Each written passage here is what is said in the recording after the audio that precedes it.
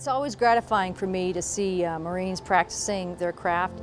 It's also gratifying for me to see them doing it in a place like West Virginia, where they traditionally don't see the MARPAT camouflage utility uniform.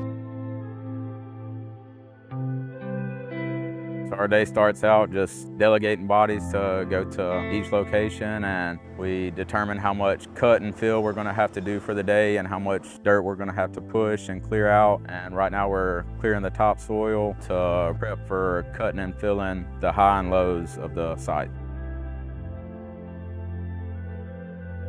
I think this project is really big for the local community. I mean, we always see the people staying at the resort and the locals driving by. You can see them looking, wave to them, they wave back. I think it's a good relationship for us to get visibility out there. People know like the reserves are around, they can see us working, and then building a good relationship with the resort as well too.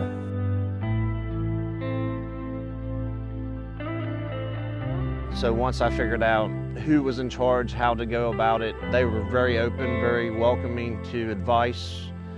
Any kind of advice that I had, they were willing to accept. It's been a pleasure. I've really enjoyed myself being up here working with the Marines.